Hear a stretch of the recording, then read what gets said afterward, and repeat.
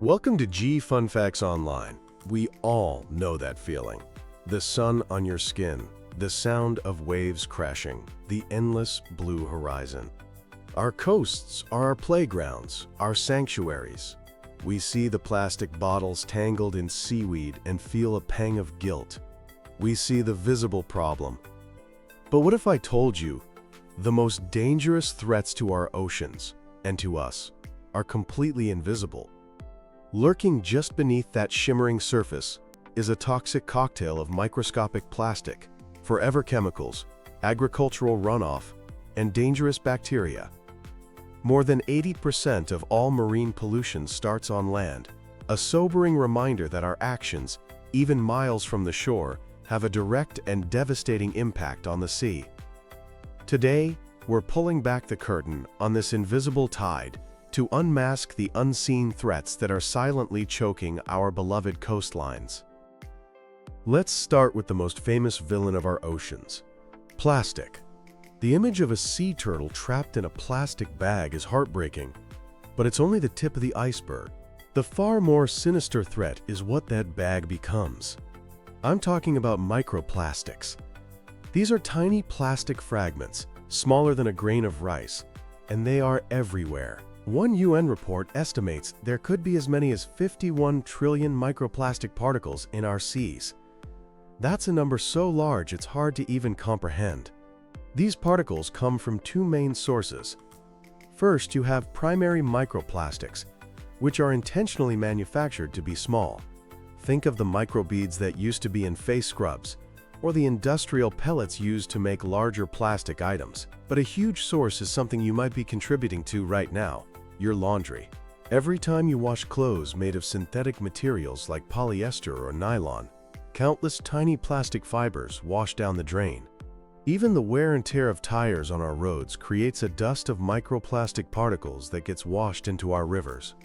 These primary sources account for up to a third of the microplastics in the ocean, but the vast majority, nearly 80%, are secondary microplastics. These are the result of larger plastic items, bottles, bags, fishing nets, breaking down. Battered by sunlight and waves, they become brittle and fragment into smaller and smaller pieces, eventually becoming microscopic and even nanoscopic terrors. These particles are so pervasive they've been found in every corner of the marine world, from the surface of the water to the deepest ocean trenches. And because they're so small, they're easily eaten by marine life. From the tiniest plankton all the way up to the largest whales, animals mistake these plastic bits for food. This can cause internal injuries, block their digestive tracts, and create a false sense of being full, leading to starvation. But the physical damage is only half the story. Microplastics are like tiny, toxic sponges. Their surfaces attract and concentrate other harmful pollutants from the water, things like heavy metals and pesticides. When a fish eats a piece of microplastic, it's not just getting a piece of plastic, it's getting a concentrated dose of poison. This process is called bioaccumulation, and it gets worse as it moves up the food chain. When a larger fish eats a smaller fish that has ingested these toxic plastics, it accumulates an even greater toxic load. This is biomagnification. And since we are at the top of many marine food chains, these toxins are ending up on our plates. The full impact on human health is still being researched, but microplastics have been found in our blood, our lungs, and even in the placentas of newborn babies. Laboratory studies show they can cause inflammation and cellular damage. The plastic we throw away doesn't disappear. It just comes back to us in a more dangerous, invisible form. But plastic isn't the only invisible poison in our waters. Our modern world runs on chemicals. They're in our non-stick pans, our medicines, our fire extinguishers. And just like plastics, many of them don't just go away. They wash into our rivers and create a persistent, toxic chemical soup in our coastal waters. Let's talk about a particularly nasty group of chemicals called PFAS. That stands for per- and polyfluoroalkyl substances, but they're better known by their terrifying nickname, forever chemicals. They're used to make things resistant to heat, water, and oil. Think non-stick cookware or stain-resistant carpets. But the very properties that make them so useful also mean they don't break down in the environment. Ever. They enter our coastal ecosystems from industrial discharge and wastewater, and they accumulate in critical habitats, reaching levels far higher than what's considered safe. Because they last forever, they build up in the bodies of marine organisms, with long-term health effects that scientists are only just beginning to understand. Then there's the unintended prescription we're giving to our oceans. The medicines we take have been a miracle for human health, but they have a dark side. When we take a pill, our bodies don't always absorb all of it. The rest is excreted and flushed into the wastewater system. On top of that, people often dispose of unused medicine by flushing it down the toilet. Our wastewater treatment plants were never designed to filter out these complex chemical compounds, so a constant stream of antidepressants, birth control hormones, antibiotics, and painkillers flows directly into our coastal waters. Even at extremely low concentrations, these drugs have bizarre and disturbing effects on marine life. For example, traces of synthetic estrogen from birth control pills have been shown to cause male fish to develop female characteristics, literally changing their sex and making them unable to reproduce. Residues from antidepressants can alter fish behavior, making them bolder and more reckless, which sounds like a strange side effect, but it leaves them far more vulnerable to predators. And the constant presence of antibiotics in the water is a breeding ground for antibiotic-resistant bacteria, a major public health threat that could make its way back to us through seafood. Rounding out this chemical soup is the heavy metal burden: lead, mercury, cadmium. These are elements that have been concentrated in our coastal environments by human activities like mining and industrial waste. Unlike other pollutants, they never degrade. They persist forever. They get taken up by organisms living in the sediment, like clams and worms, and then biomagnify up the food chain, reaching dangerous levels in top predators and posing a risk to anyone who eats seafood. As if that weren't enough, we have another problem: nutrient overload. Nutrients like nitrogen and phosphorus are essential for life, but we are dumping them into our coastal waters in such excessive amounts that we're turning them into poison. The main culprits are agricultural fertilizers washing off fields and untreated sewage from our cities. In the US, about 2/3 of the estuaries and coastal waters that have been studied are considered degraded by this nutrient pollution. This flood of nutrients acts like a super fertilizer for algae, triggering massive explosive growths known as harmful algal blooms, or HABs. You might know them as red tides. These blooms are devastating. First, when all that algae dies, it sinks and decomposes. The bacteria that break it down use up all the dissolved oxygen in the water, creating vast dead zones where nothing can survive. Fish and shellfish either flee the area or suffocate. Second, some of these algae produce powerful toxins. These toxins can cause mass die-offs of fish, marine mammals, and seabirds.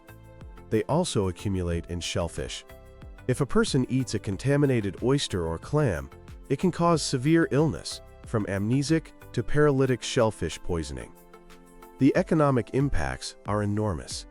Fishery closures can cost communities millions of dollars. Tourism plummets when beaches are coated in smelly, decaying algae and littered with dead fish. Now, if the chemical and nutrient pollution hasn't made you nervous about your next beach trip, let's talk about the pathogen soup. A day at the beach. Should NT make you sick? But often, it can. The primary source of disease-causing pathogens in our beach water is sewage.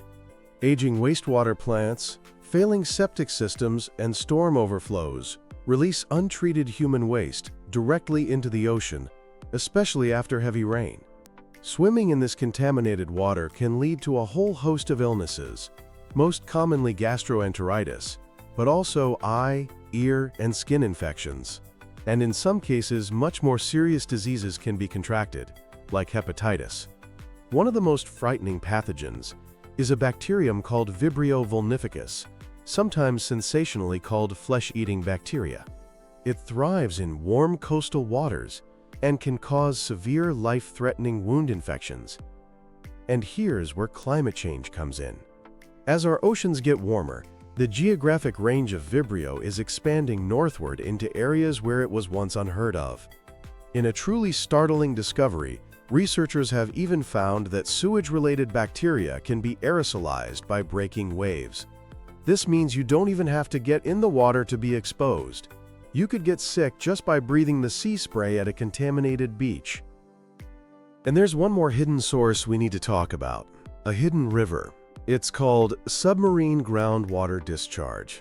This is groundwater from the land that flows invisibly under the ground and seeps directly into the ocean through the seafloor. As this water travels, it picks up a long and concentrated history of pollution from septic systems, fertilizers, and industrial sites.